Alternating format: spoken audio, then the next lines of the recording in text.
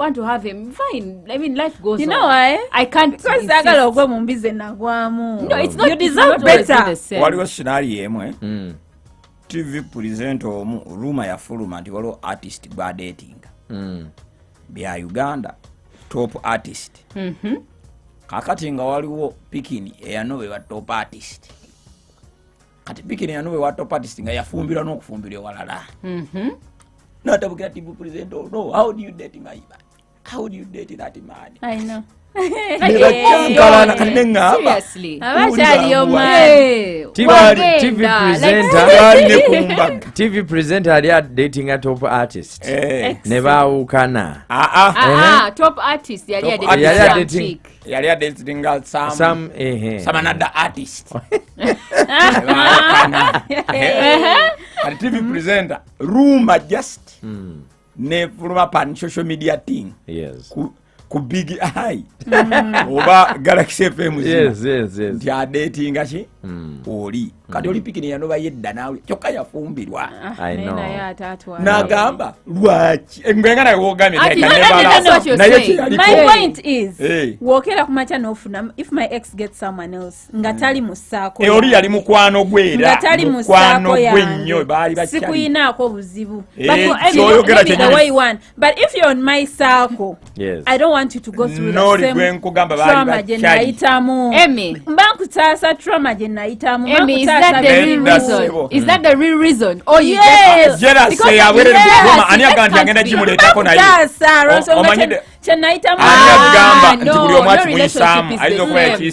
yes, no relationship is the same.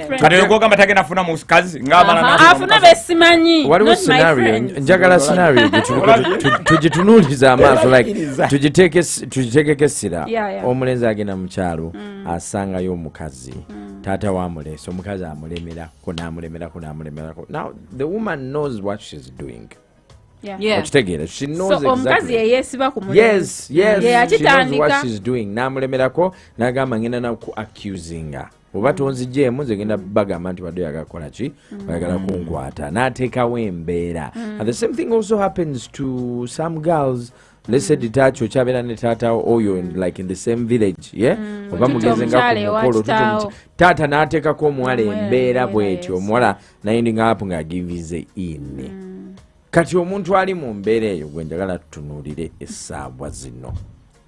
Okyandolinga otya ogenda n'ogamba taata wo naye nti okimanyi muze ebintu byasoba kwegamba awo omuntu omukulu mu nsonga eyo yaba omusobya kwanga bakitwala nti omukulu the elder mu situation kati ng'oyo omwana yagenda mu kyalo n'asangayo muwala bw'abeera nga mukuluko katono ku ye then ku maama ku stepmother kyogezako stepmother wabeera mukulukulumu yaba omusobya kati muzeeyi wabanga yakwanye Pikini gwamanyi nti wo yaba omusobya okitegedde awo omuntu omukulu in age aba yerekeza wakati gye tukoma okukula gy'okoma n'okubeera decisive ku bintu by'okweretika kati nze tonkubira nga ndikola n'enfuutuka bisire naye edda ng'okunkonako bukonyi naye mba nkola kino ga nti ndi wano ku doste akayimba ka Dax Vibes bakaita batya at Mado waiting for my baby. Noga nti ndi wano ku mulyango. Kusika mu Nigeria kweli. Naye tugendera. Ntambulirawo because ebisere byonga gundi budget adolescent stage. Yes. Obero yakavubuka ochayaka. Yes. Era kyokola nga ye bateroga nti akavubuka ikamuwaga. Nebu okulamu ebintu gebyo lino bimanya olina okwerekereza ebintu bo babiri ali adda todde no sirika if you've been through that situation you can share your experience kunotu musambo emunoti biri and we talk about it ekikwasa nsonyi it's okay you can talk about it ate bano bamusajja tampa time basingo biri etaba no n'ekikulu kiri bwe kitukirize yes bana abantu bonna basatu tubanenye buli omu akkiriza anenyezebwe mu myaka gye oyo mwana alina emyaka 11 must be 20 and above, right? So if you're 20 years, nkusubira okubanga osobola oyimirira ng'omusajja n'omugamba my dear stepmother. Oli muntu omunange, oli wa myaka gyange n'ekyo nsaba okola sigenda kikola. And you walk to your father and tell him, you know what? Your woman is telling me ABC. Yes, it is true. It is true tata agenda nyigira gwe. Yes. Like it or not, chances ziri 80% okubanga tata agenda nyigira mwana we over his wife. Ajja choosinga omukazi okusinga omwana. Yes. But it's okay for the moment kiriza bakukyawe. naye tokkiriza muntu kukozesa nsobi nga kati right now nga for example singa mbadde nyina step father ng'atandika okuŋŋamba ebyekisiro era nja genda nga mama wange you know what ba wali mu kuŋŋamba abc would you I can 100%. Ate nga nkimanyi bulungi mama wange agenda londawo omusajja we. But that moment oliga amulowooleza. There are people who have also left homes because of such situations. Yes, I can choose. Akuteekako embeera oba omukyala akuteekako embeera, the moment you say it they don't listen to you bagamba gwe otandise obwamalaaya. Otandise okuwaayiriza. Which is okay. I can choose n'enkufiirwa oba nonyigira for 5 good years.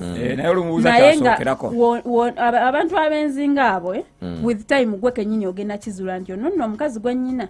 Yakoma ku mwana wange ne muganda wange n'omwana wa sister wange agenza abeesabira okitegeera ojja genda ozuula emize emibi omukazi oyo gy'alina. So to me you boy you had a chance to say no and stand on your word n'ogamba no sigenda kwebaka naawe you're my stepmother, yes you're my age oba oli muto nnyo okutatanga okuba nga tonatuuka mufumbirwa but you sleep with my dad. Should we also at some point blame the father for bringing omukyalo muto? Is that in order? Yeah. That's why nkugambye bano abantu bonna basatu they are to blame.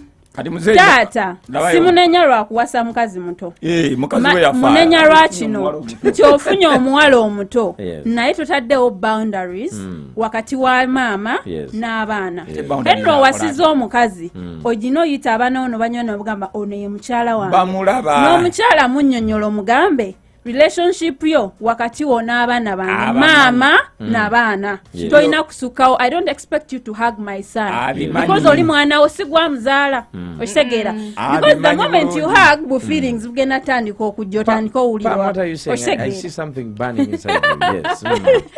I'm agreeing with a lot of what Emmy is saying, especially about the boundaries issue.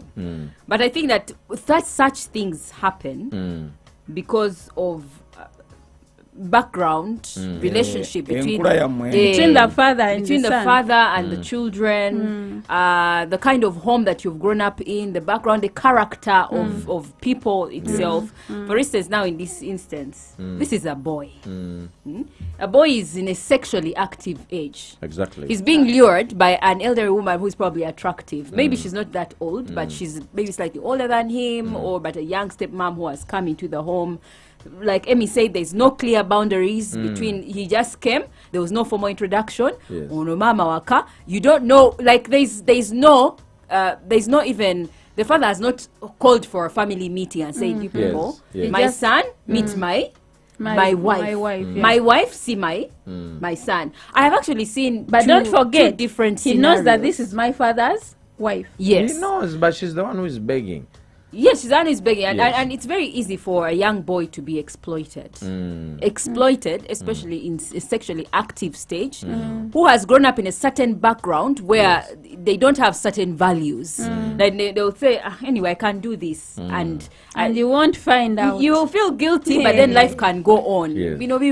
This is how life is. So if a kid has been brought up, not even brought up, but has just grown without being instilled in certain habits and values, it is very easy for that child to get lured into some habits or even be exploited. Exactly. Then they can also be exploited for different reasons. He doesn't have where to go.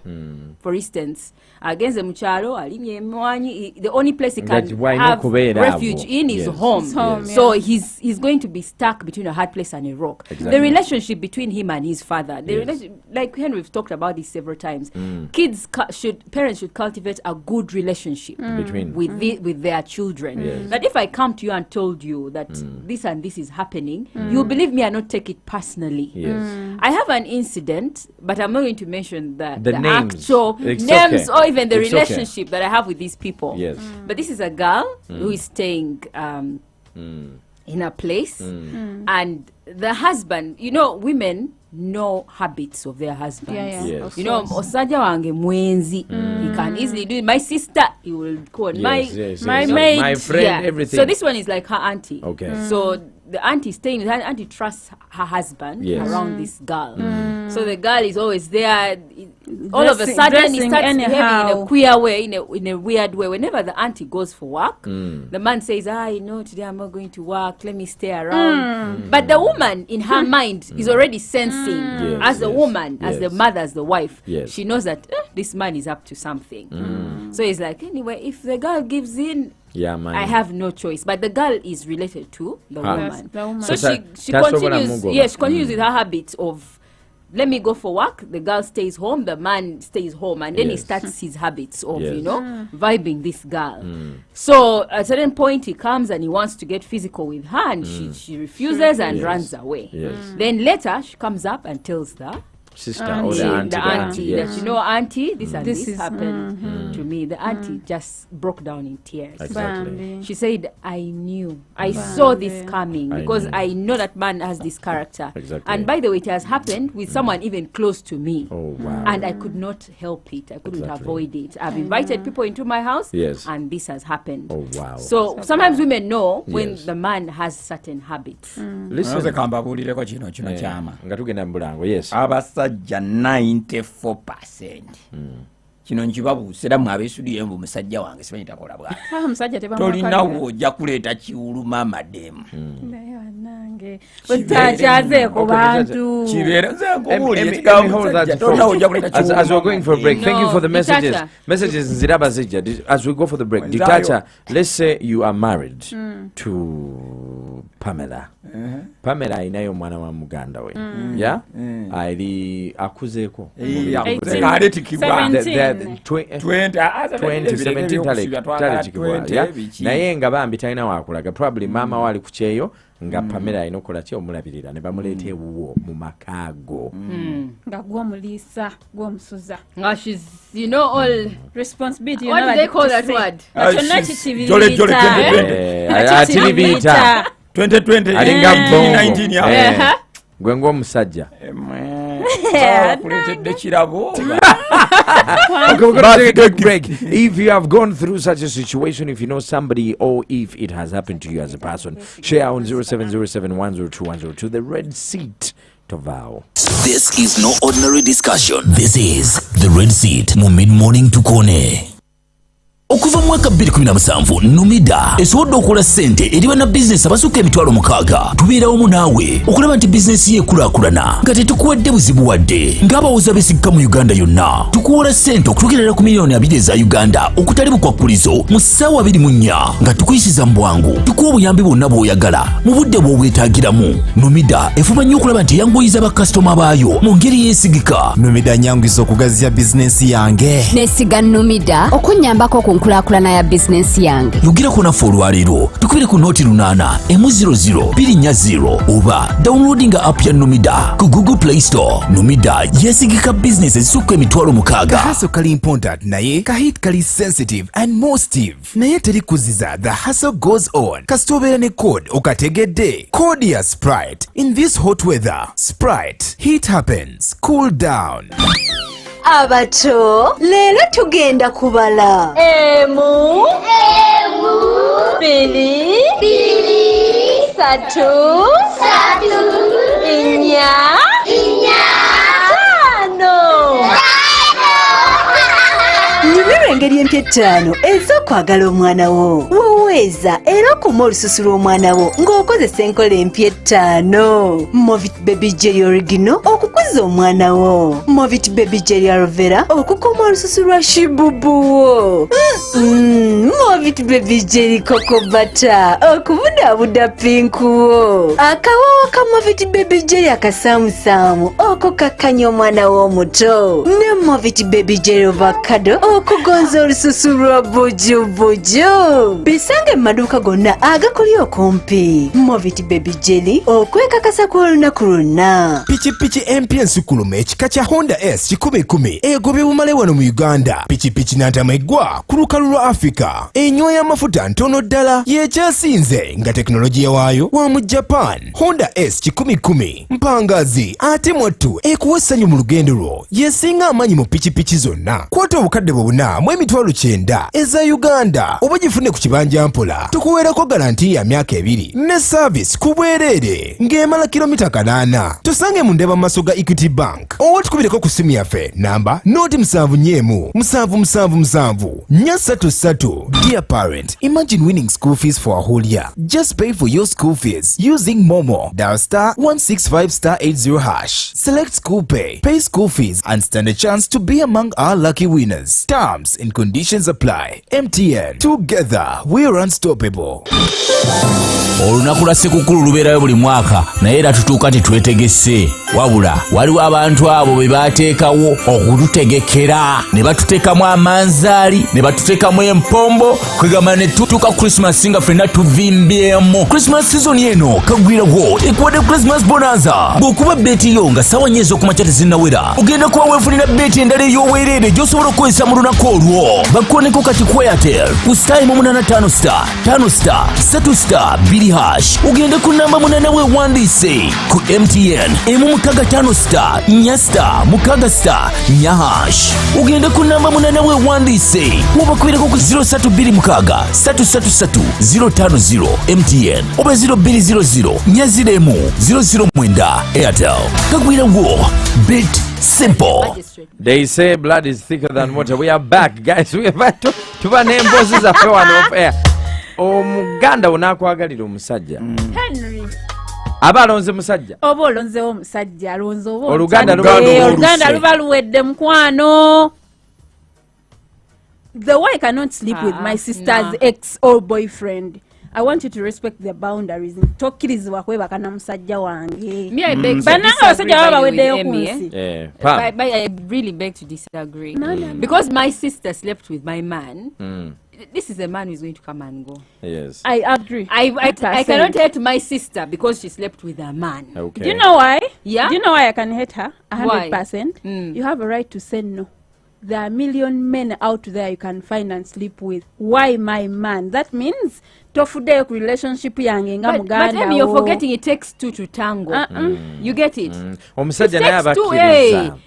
Anti wakiriza omusajja atwawukanye. Of course as a man bana abasajja balaba batondebwa. So why are we let us not defend men? No, I'm not defending a man here, but my issue is tag them with a certain character that men we know don't let my man kusiriwaza to an extent of sleeping with him because for him he's going to sleep with even a maid. Yes. You're the ones that have the final word. You're the one with the final word. Why can't you say no? Mine is to beg. Yeah. Say no. It is true. Yes. When a beggar said no. So whatever like the scenario we have now, picking yakolachi, you're begging. Let me tell you, let's face the reality, yeah?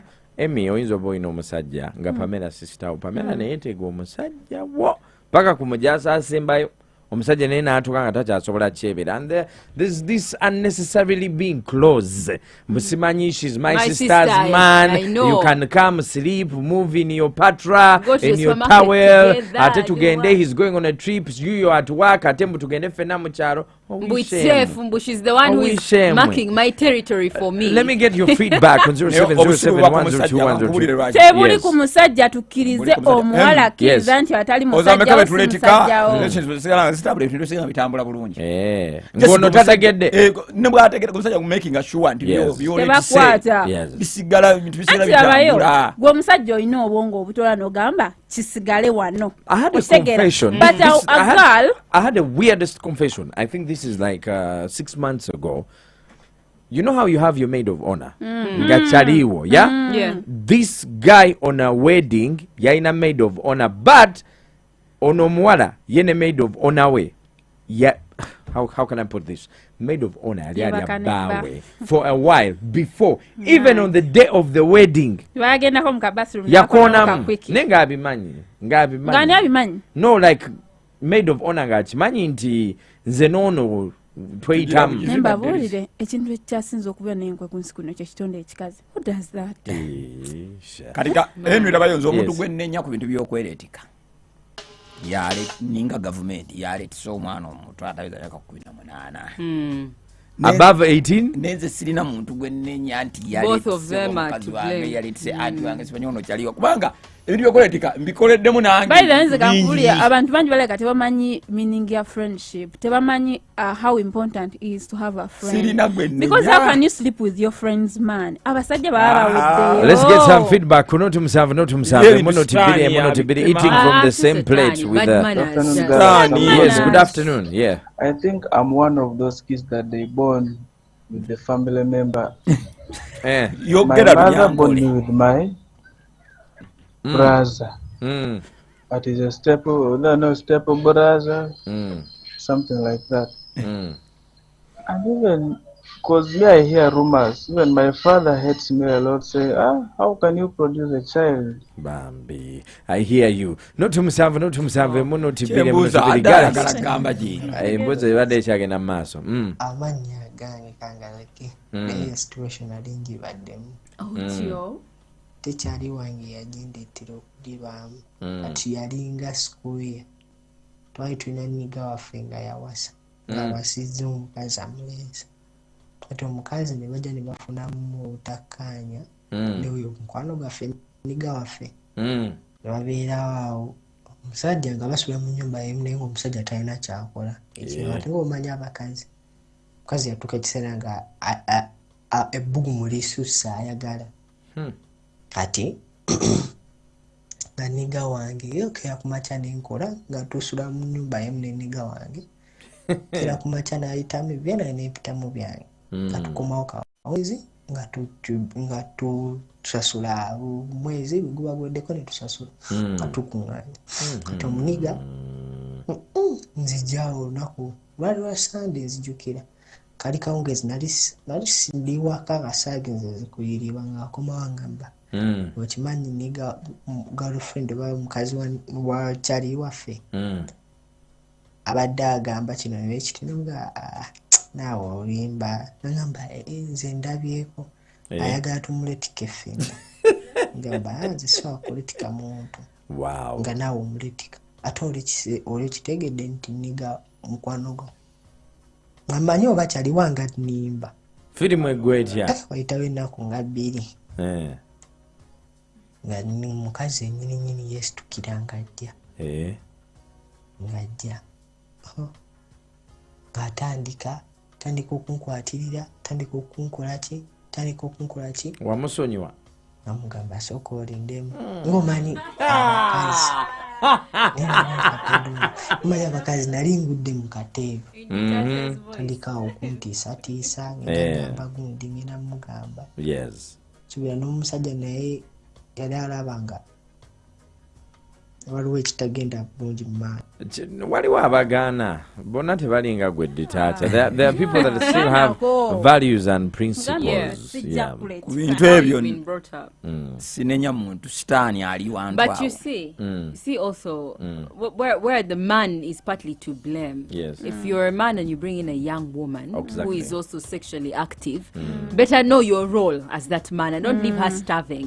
Because sometimes you are an older man, you're getting this young girl, you cannot sexually satisfy her because you have a lot on your plate. Exactly. She's going to look for it elsewhere. If it is not from your son, the get man. If not from the get man, a boda man, or the guy on a kaduka. I know, she will get it from somewhere. She'll get it from somehow, because somewhere. Then this young girl, what she's looking for is, in most cases, 9 out of 10, she's not in it for love.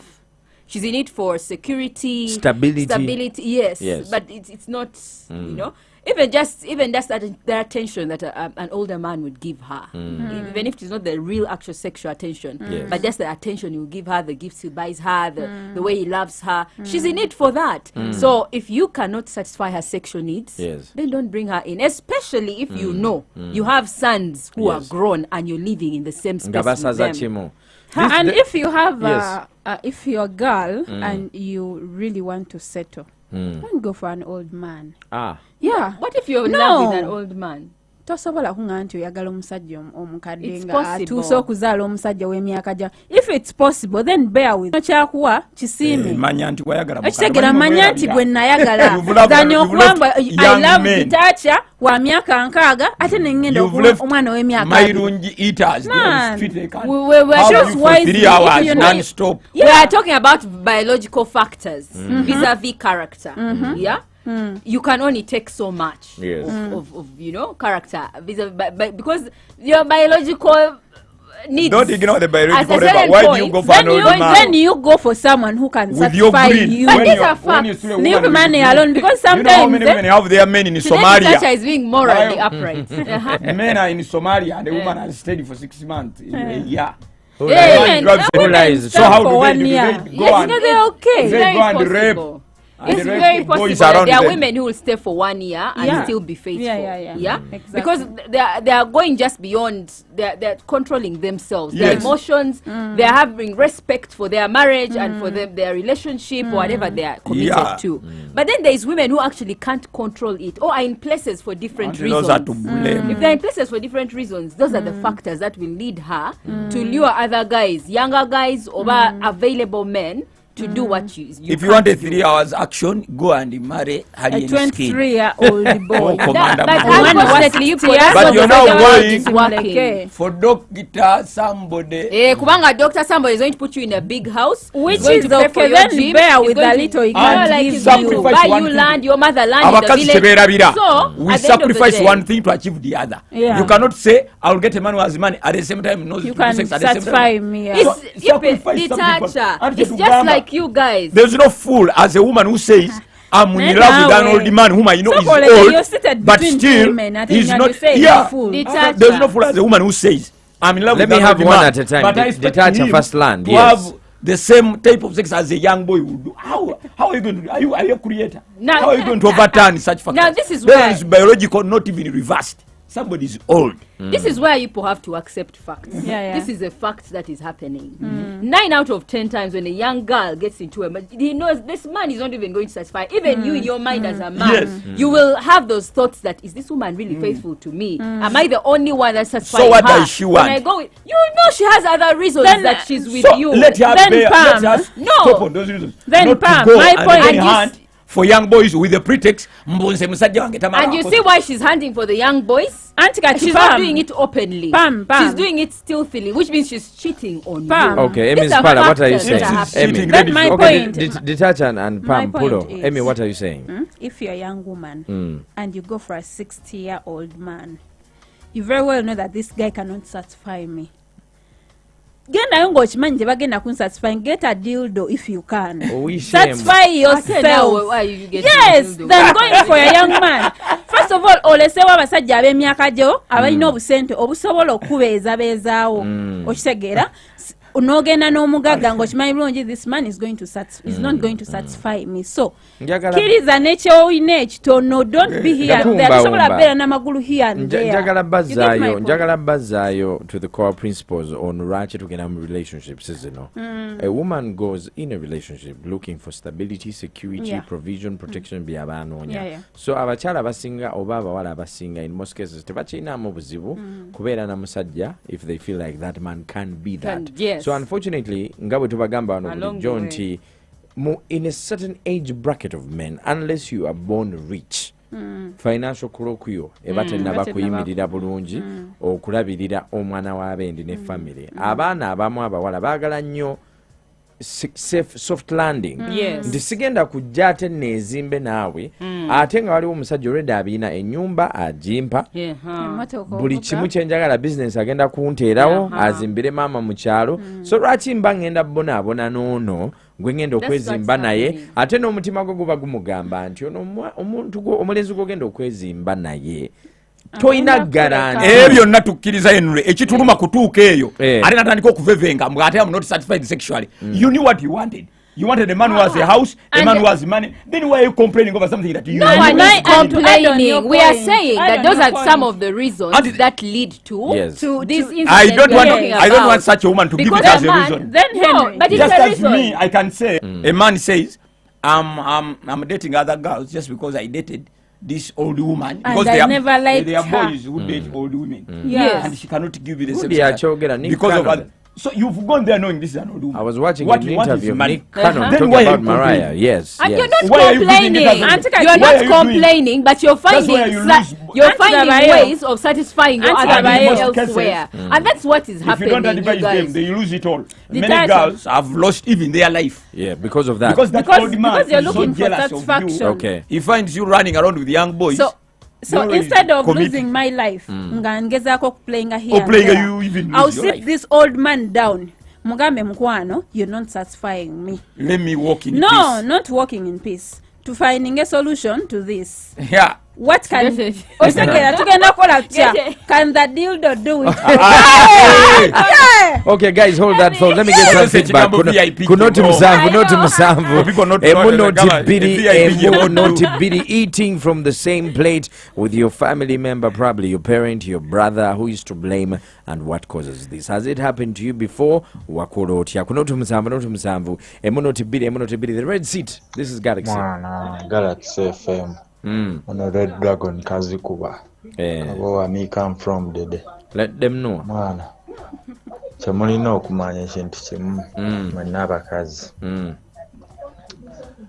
okusalawo okuba gye muli mukitegedde.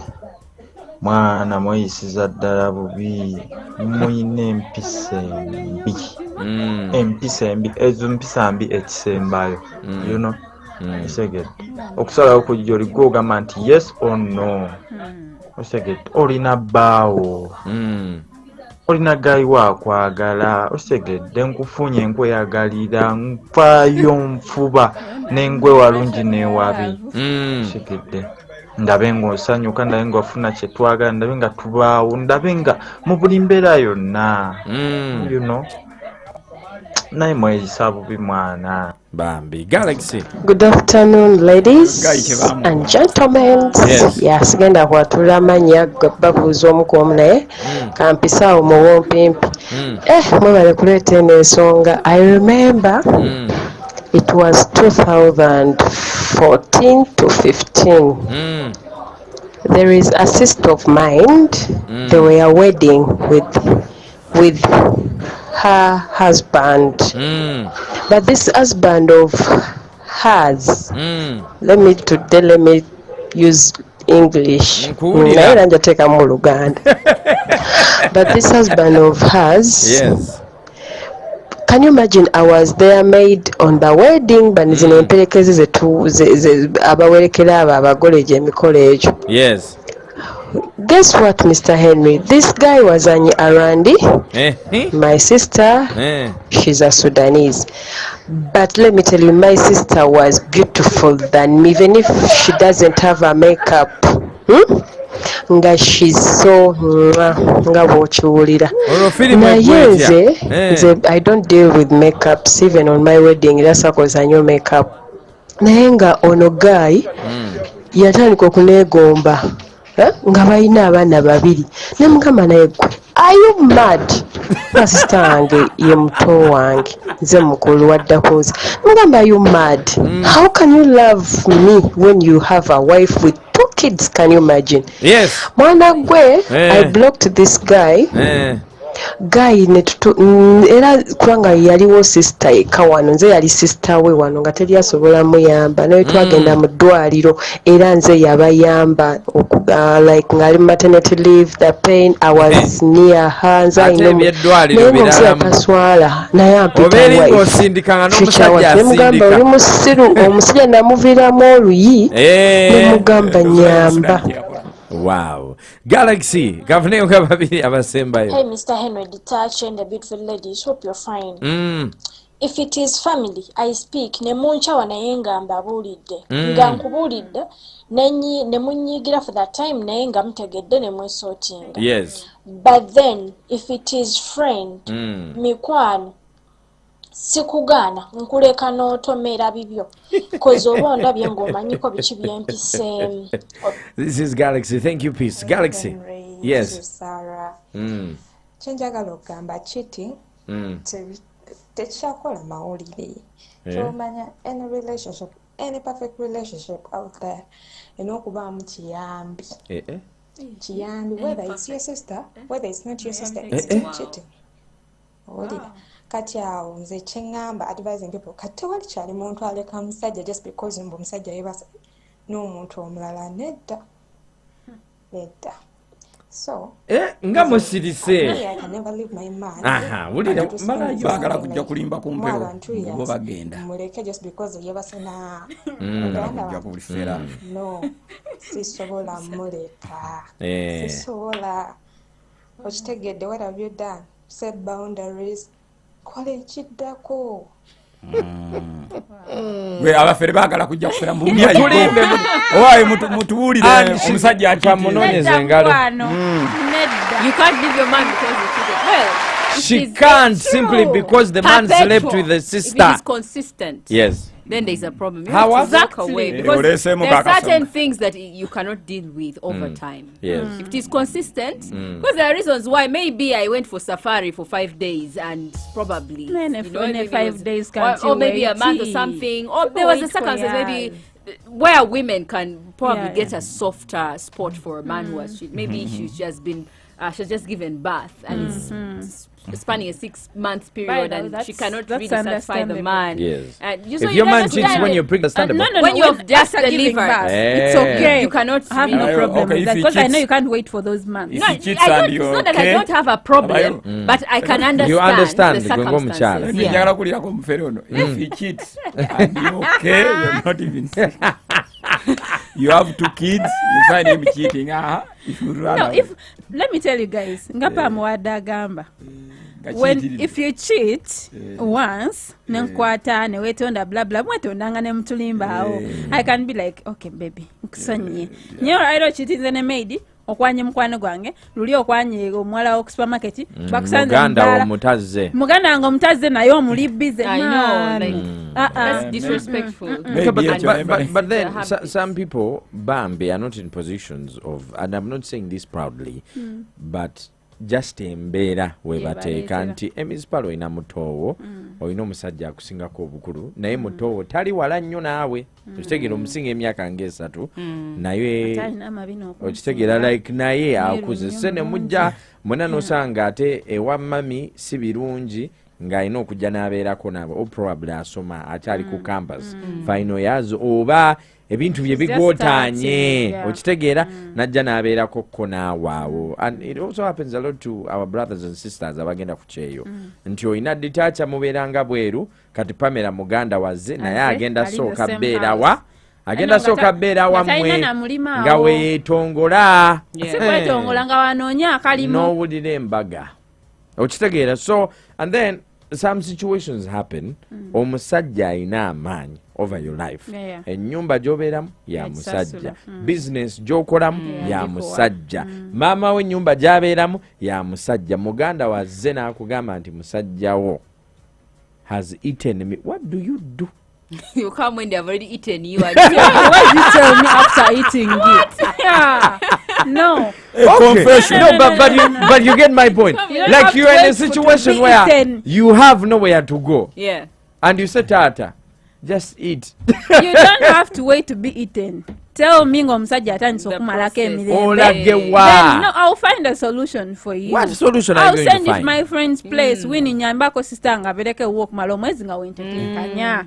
Okitegeera. Tolinda kulya musajja wange. Bana tolya musajja wange. By the way, there are things that we call it's unspoken rules or maybe spoken or unspoken rules. Yes. We know that a man will probably go after any girl in a skirt for different reasons. Even if it's his sister-in-law, at that point he's looking at something else. He's just looking at a woman, and maybe his sisters-in-law and mothers-in-law are eaten properly. Yes, are eaten, but you know it's against mothers-in-law. No, we know that these things are happening. Actually, it's true. What he's saying, those are facts. We can't run away from them. Omusajja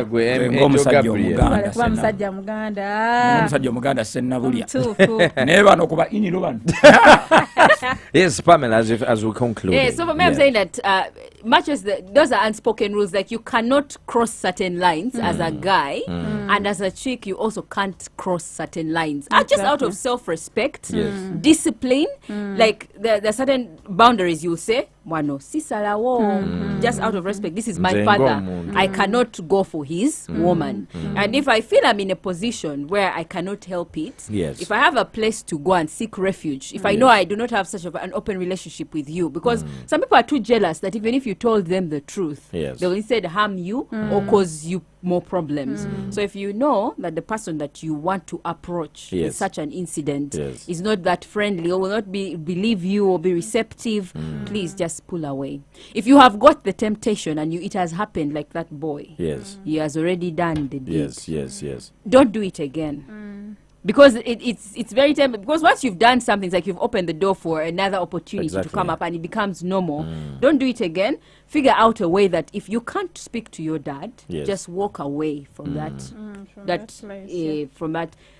relationship. So for me, the basic, I will say, I know these things are happening. They do a lot. But people have to exercise self-control. First of all, for men, you must know the issue of sexual satisfaction is a big deal. It's a big deal. Let's forget about this. It's such I was saying, boo. Now you know you came in like even women who are getting younger men, they should know that there's that. There is no money. That man is going to look for a certain kind of satisfaction elsewhere. So you keep that at the back of your mind. And when you're accepting such a person into your space, have those open conversations and say, Wano, I have my daughters who always come in. They are this age and this age and this age.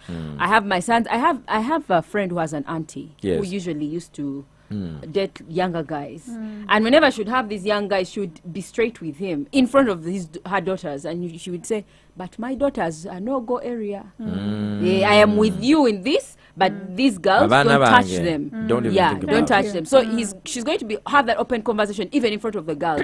That even if this guy comes, there's already that thing at the back of their mind that this red thing line, is, don't cross. Thank you, Pamela. As we're closing down, Emmy's parlor. So, to the ladies. Abana bobuwala abali eyo. To me, oba tonagenda mu relationship ne sugar daddy. Fena asajja balina sente tubaagala naye. Obalanga omusajja otagenda kwa satisfaction. Don't go beyond dating. Don't go into serious marriage with Toko him. meeting na musajja oyo gomanyi tagenda ku satisfying. Because of course, in the process of dating, you can tell this man is not satisfying me. So, wobanga uli akasente k'omusajja okeetaaga nnyo ng'olabira ddala akasente kano kagenda beezaawo baganda bange kabaweere kalabire mama wange gumira akatono omusajja kasobola okuwa. Laba filimu. Biveeko. I'm told it's in the nature of a woman. She can somewhere shut down those thoughts. Yes, you what can. What do you do for those 3 days? Before, after, and in? So, I'm landing. So if you can, ngolaba nti omusajja wa asobola okubeera understanding. Talk to him omuga, you know what, babe? You're not satisfying me. So tufuneyo kavya ipidde mo. Don't ever say that. No, mugamba babe. Kali kiwulira nkugambye kali kiwulira. Mukwano kiganye. Omusajja kali kiwulira kyogere nga wagenda. Yes. Kyogere na wala kusimusindika na kamese. It kills his ego. That's his ego. He wants to know that. But let me tell you, this guy is already 60 years. Hold on, there's something I want to get right. Have you ever told any of your boyfriends that they don't satisfy you? Emmy's para. Never in your life. Never. It's equivalent to, how would you feel if a man came to you and said, you're not sweet? It is bad. I feel bad. But let me tell you. What? It's better that I know I'm not sweet. Okumanya agenda kulabanga fala. Bomanyi babeka bakamuwana. Ali kyetugamba kati ogwogamba yo oloza amanyi babeka bakamuwana. Kati agaba kitegezo ono. Bwenzi lwajja wano kubba sente za. Babeka bakamuwana. Ngatumaliriza. Twalina omukyala yo nga ayina. Muchinga daddy. Bakamuyita wiki 2 mabega daddy omalako. Yetabimanyi nti they want money. Kati omugamba reality embuto. Twalina omukyala eyo nga ayina biwalabi nenga abasajja bonna yasetulinga issues nabo. Boyfriend baba walawe. Babamukubira simu bamuwemula. Gwe kiwalashi kino tekikola bwe kitimbuliri. Naga nakikubira gwe omusajja lwaki tomukolera woni.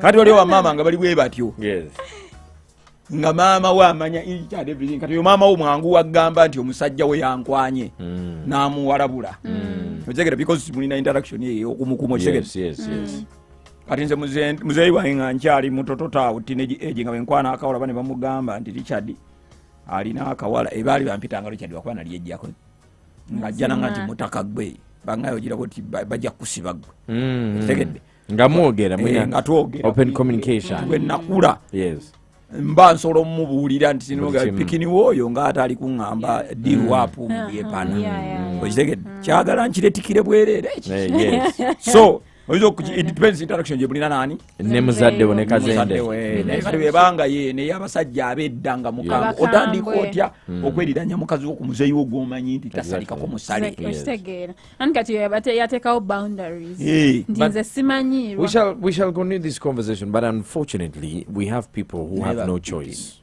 choice yeah oli waawo wagenda kubeera na muganda wo oba bambi maama wo yayawukana ne taata wo n'aleeta omusajja omulala ate omusajja yababeesaawo man embeera I don't even know mu nsi muno teri mukyala kabeere nga yakulira Bungereza naye Bungereza sibamanyi nnyo kajogere ku bano ba Emmys Banyarwanda Baganda Banyankole Basoga Bateeso baki n'omuwa obudde n'omufumba n'atakujjaamu ekyo tebakulimba oba mukaminisita oba muka ekiyinza okubalemesa budde nze nkubuulira Henry teri mukazi gwe weefumbiramu bwoti ne tujjayo amagezi gafe ag'ekisajja ag'okwefumba ng'oli bawa sisita wange nojja noneefumbiramu mukati otandika ojja kuŋŋa nti onjagala nange nensikiriza nti onjagala nga bw'obalaba teri musajja afuna budde tebetaaga nakugamba nti bakwagala bakuwaana buwaani okwagala love ntandika teguga nti nkwagala nkuwaana buwaani olwedde oli bawa sisita wange mwebaka mwenna nkimanyi omuletika kati ng'ojja ng'omanyira musimanya like you niyo I